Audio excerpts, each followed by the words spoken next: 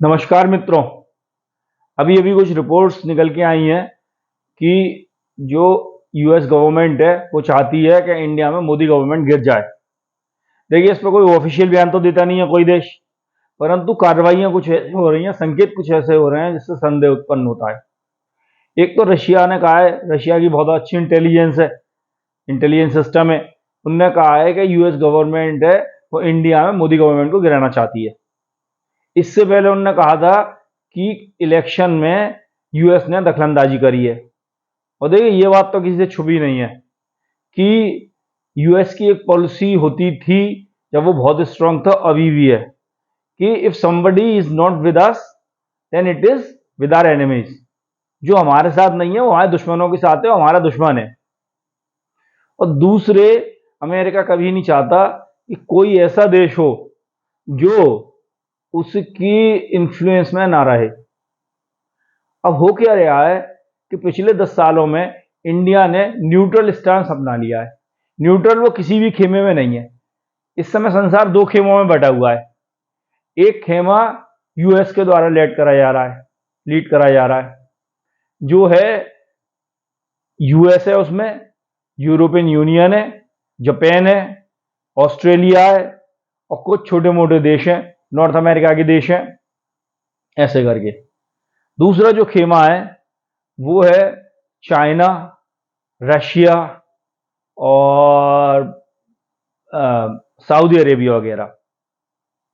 ये एक axis form कर रहे हैं इन वेस्टर्न कंट्रीज के विरुद्ध। ठीक है, इन दोनों में इंडिया का न्यूट्रल है वो स्टांस है। इंडिया के जो हित में है वो काम करता है और वो दोनों से लाभ उठा रहा है। उसकी पार्टनरशिप रशिया वाले उससे भी है और उसकी इस वाले खेमे से भी है। इंडिया का केवल एक राइवल है, एक प्रतिद्वंदी है, एक दुश्मन है, वो है चाइना। बाकी उसकी संसार में सबसे बन रही है। और ये अमेरिका को बहुत नागवार गुजरता है कि कोई उसकी बात ना माने। और देखिए, आप पाकिस्तान का हाल देख लीजिए। वहां के प्रधानमंत्री इमरान खान ने अमेरिका के विरुद्ध बयान दिया और आज वो जेल में है।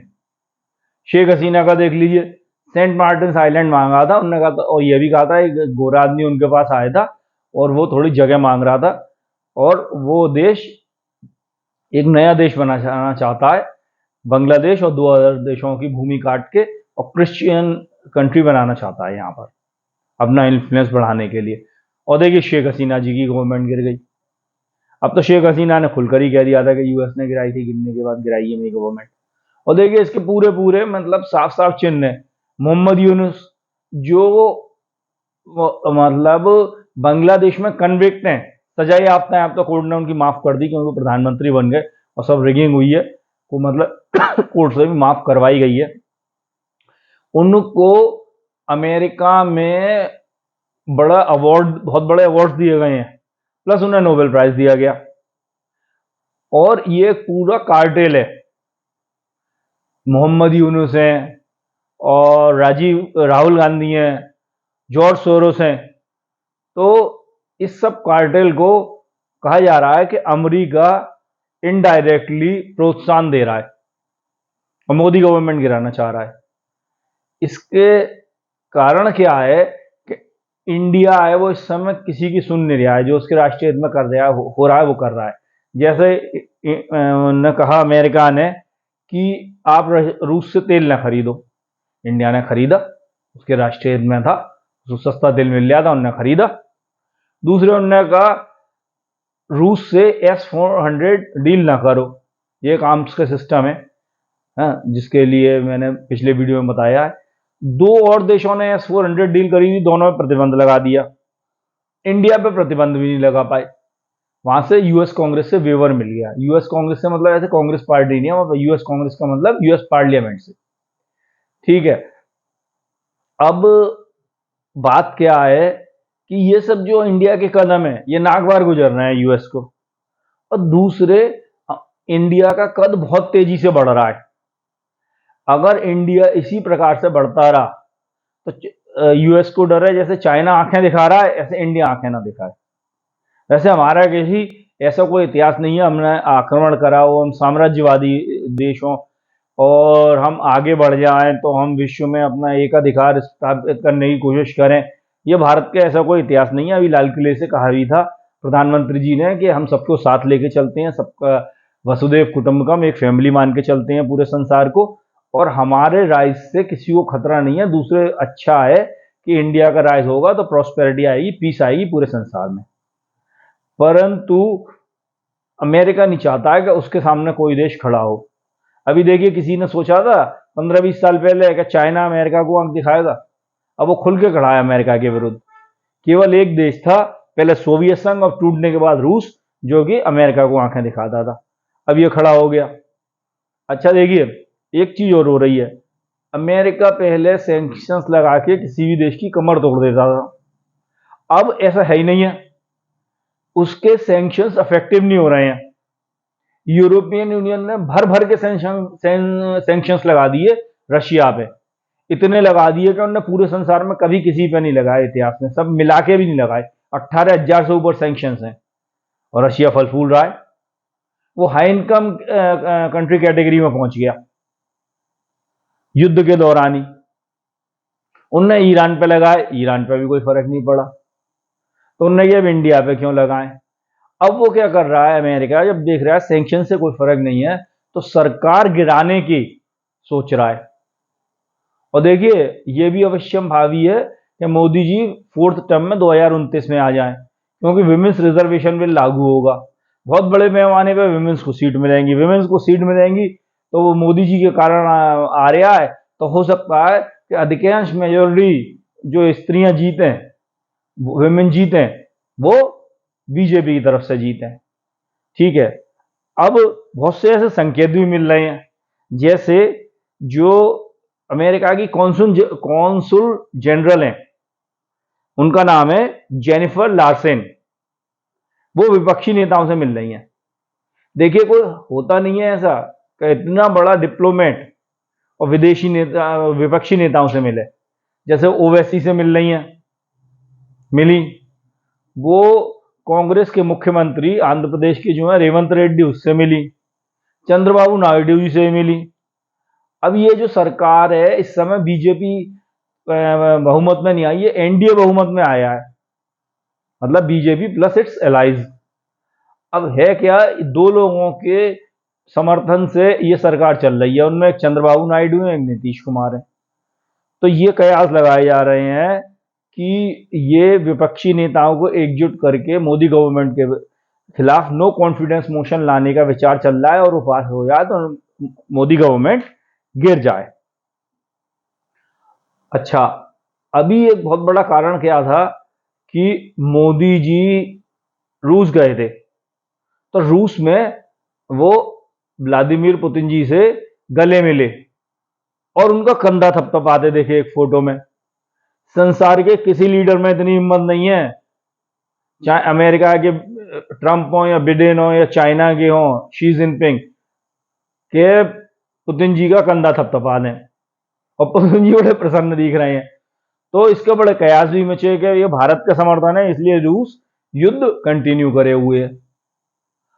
तो यूएस ने कहा था कि अपनी दोस्ती का इस्तेमाल करते हुए इंडिया रूस से युद्ध बंद करवाए, जो कि इलीगल है। इंडिया ने मना कर दिया, बोले भाई ये युद्ध तभी बंद होगा जब दो पार्टी लड़ रही हैं, आमने सामने बैठेंगी। अभी यूरोप में भी एक सम्मेलन हुआ था, सब वेस्टर्न कंट्रीज तमाम मिल गए थे कि रूस से युद्ध बंद करवाया जाए। इंडिया को भी इनवाइट करा, इंडिया ने कोई खास उसमें तवज्जो नहीं दी।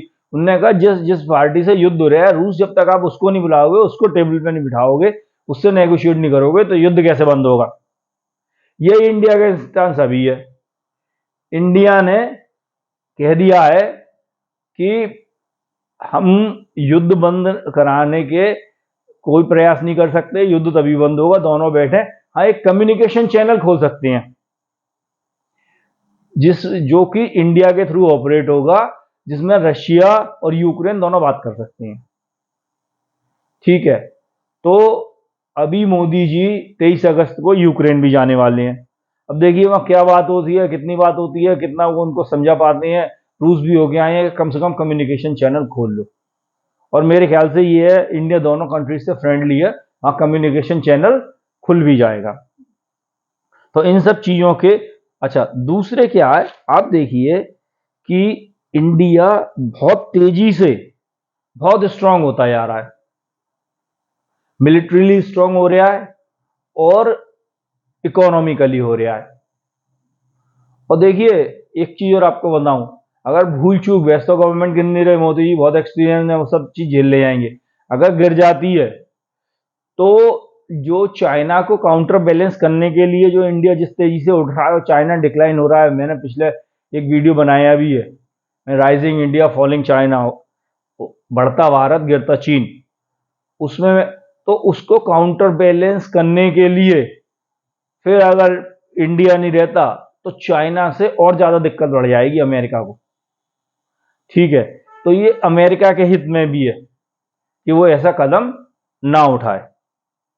और दूसरी चीज क्या है कि इंडिया की सॉफ्ट पावर बहुत तेजी से बढ़ रही है संसार में। जैसे देखिए, मोदी जी के सत्ता में आने के बाद इंडिया का योग, आयुर्वेदा, ये संसार में बहुत तेजी से बढ़े। ठीक है, तो ये सब जो इन्फ्लुएंस हैं, और ऐसा लगता है कि अगले 10 साल और 15 साल मोदी जी रह गए तो भारत इतनी बड़ी सत्ता ना हो जाए कि वो हाथ से निकल जाए। इससे पहले की जो सरकारें थी, पूर्ववर्ती सरकारें थी, जो बड़े देश इन्फ्लुएंस डालते थे वो करने के लिए तैयार रहती थी। अब मोदी जी वो नहीं कर रहे हैं तो आंख की किरकिरी बने हुए हैं। मित्रों, ये बड़ा क्रिटिकल समय है, सरकार का साथ देना है, खड़े होना है। भारत एक बहुत ही बड़े परिवर्तन के दौर से गुजर रहा है। देखिए, इतना बड़ा परिवर्तन है कि जो इंडिया का डायस्पोरा, जो प्रवासी भारतीय बाहर रह रहे हैं, अप्रवासी भारतीय, उनने दूसरे देशों की किस्मत बदल दी है। और मोदी जी के कार्यकाल में यह हुआ है कि तमाम लोग वापस आ रहे हैं। मैं इस पर वीडियो बनाऊंगा। जैसे IITians का कहते थे बहुत पहले कि एक पैर इंडिया में, एक एयर इंडिया में, और अब देखिए कोई IITian बाहर नहीं जा रहा है, स्टार्टअप इकोसिस्टम खड़ा हो रहा है। तो रिवर्स ब्रेन ड्रेन भी हो रहा है, वहां से बहुत से साइंटिस्ट यहाँ काम करने आ रहे हैं। सर्वे हुआ है, मैं इसका वीडियो बनाऊंगा, 60% लोग वहां से यहाँ आना चाहते हैं मोदी गवर्नमेंट में। और ये सब इंडिया के अगर आधे भी आ गए ना, और देखिए ये ट्रेंड शुरुआत हो चुकी है और ये आगे आगे स्ट्रांग होगा, रिवर्स ब्रेन ड्रेन होगा। और अगर ऐसा होता है और ये मोदी गवर्नमेंट की पॉलिसी से ही हो रहा है तो आप देखेंगे कि भारत बहुत तेजी से बढ़ेगा। और यही भारत का बढ़ना किरकिरी बना हुआ है। तो मित्रों, मेरा वीडियो अगर आपको अच्छा लगा हो तो इसको ऊपर तक पहुंचाइए। ठीक है, और शेयर करिए, लाइक करिए, सब्सक्राइब करिए। धन्यवाद, नमस्कार।